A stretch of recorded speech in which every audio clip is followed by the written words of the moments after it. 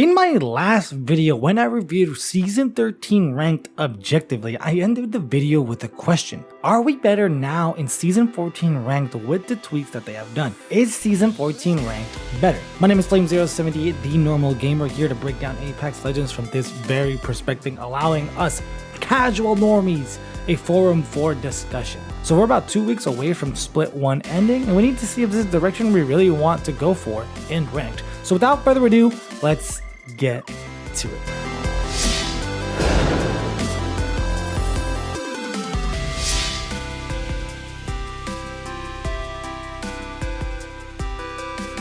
So it is well known for those that stick around with my content, with the videos that I have made, I really think that Season 13 put us in the right direction in terms of Ranked.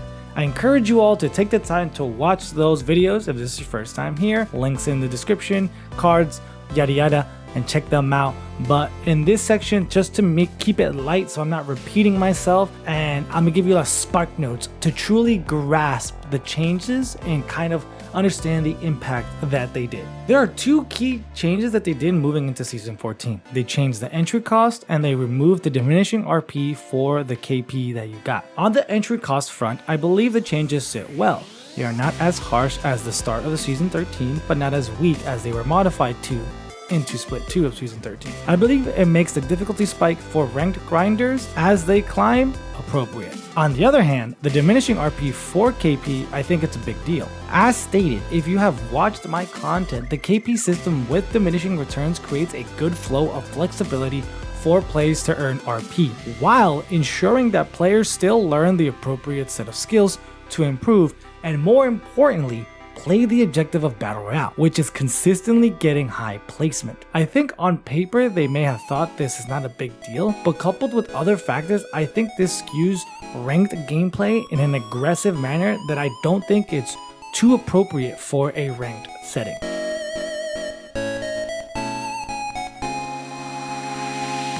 So this is a hard question because I do feel conflicted. I have mentioned in my short form content that the upside of getting massive RP is that it allows good players to get out of their ranks faster and it makes it less of a chore. But at the highest level, I feel the system is falling apart. One thing that I loved about Season 13 was the balance of playing your role and playing your preferred playstyle.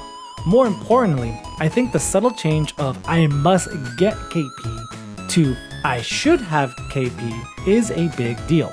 Let me explain. Season 12 and before, ranked players desperate enough or not confident in their abilities would throw their games to secure KP, sacrificing the possibility of high placement just for that KP. In short, because with that KP that they acquired, they could maximize their RP gains, and in addition with the cap that was in place, a lot of players felt that they needed to have that prior to entering endgame, or even when they were at the endgame scenarios, they would sacrifice their win for the kill. That's the I must get KP mentality that made players have bad habits. So when Season 13 came, the KP system promoted placement but also ensured players needed to get KP. And they did that simply by raising the entry cost as you ranked up, making it so placement alone was not a reasonable way to get good RP. You had to fight, you needed to learn how to fight correctly. Coupled with Team KP and the uncapped nature of the KP system, it shifted from I must have KP to I should have KP, at least in making it so KP wasn't the forefront of your thoughts, and it made sure like, okay, how do I secure placement? What is it that I need to do to get that placement? And if I got KP, that would be the bonus. But now this is broken again for Master Plus players. With the design of the rising entry cost for these players, they are now in a position where they have to think, I must have KP. They have to shift to that mentality. These players are, from what I've seen, are playing ranked pubs simply because the constant action, the constant fighting and managing to secure that KP allows them to climb higher and higher. It allows them to gain RP.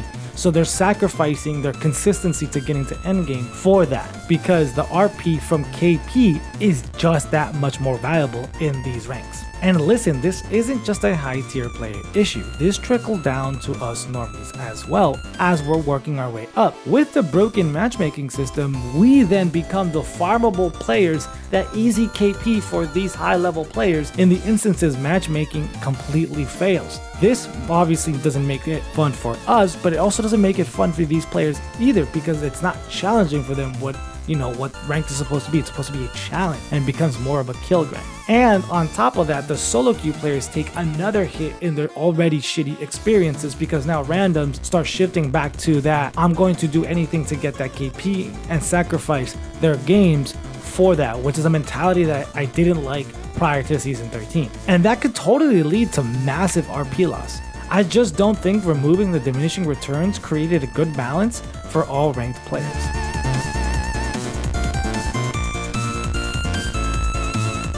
Well, what I just mentioned was sort of an observation from seeing key high-level players complaining, their tweets, seeing their gameplay, but I don't think it's going to spiral too much. But before suggesting what needs to change, indulge me in a tangent, and if not, no worries, just make sure to check the video chapters down below to just skip this section entirely. I originally thought the highest entry cost for Preds was 175, but literally I just saw Hal eating 200 RP for his game, which means either they removed the cap or I just read it wrong. And it means that the highest they can lose at most is 250 RP. And I'm gonna assume it's 250 because look at the math real quick and you'll understand why it would be so crazy. The number one Pred right now is sitting at 99,000 RP at the time of recording this video.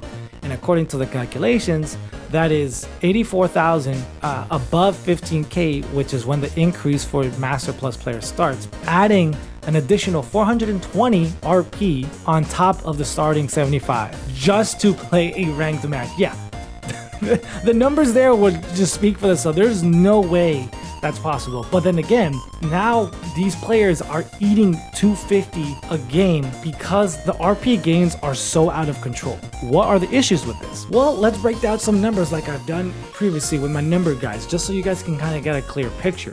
A first place win gives you 125 RP from placement alone, so you'll need 3 KP to negate that 250, right? And realistically, to make any kind of dent, you should be striving for 9 KP in order to, at least with the numbers that I'm working with, 150 RP. What I'm trying to illustrate is that Preds are being forced to be more aggressive at the expense of playing placement. These numbers are ideal and they're not something that can be consistently achieved. We actually don't know what the average or consistent numbers these high level players are hitting. And this is the fallout of the ability to just have so much RP in these games. The Pred cap is out of control again, and actually worse, because in season 12 I think the highest they got was 45k, but then again we are working with a different number system, so it's not exactly 1-to-1.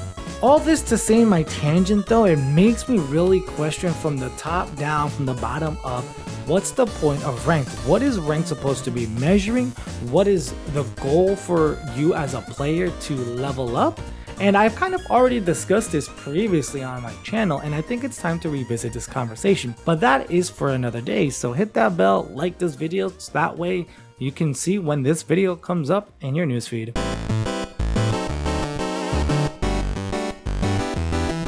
So honestly, this is a tough question. What makes season 14 kind of rough is the lean towards the KP aspect, KP being so valuable.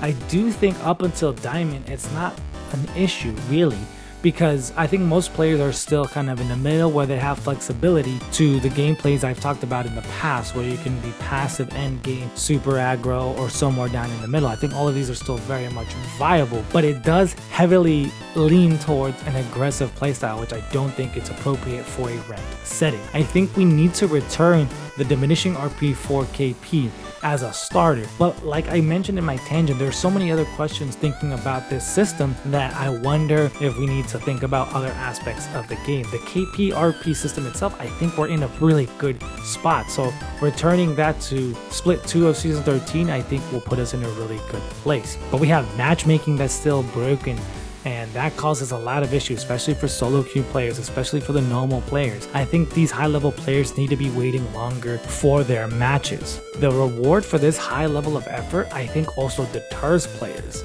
So we need to fix that as well. That needs to change because competitive battle royale is a tough sell for a lot of people. A lot of people don't like the average of 20 minutes playing for a match, to play for a placement, to play kind of slow. Even though you have flexibility, it's more so a perception issue where they think they have to, but there is a lot of flexibility in ranked matches, and I've discussed this in plethora. So it's hard to say we should change this and we need to change that, and then we're gonna have a perfect system. I don't think it's that simple. Season 14 skewed too much on the aggressiveness, and we need to tone it down. And I think we would sit really well if we returned it to split 2 of season 13 with the diminishing RP.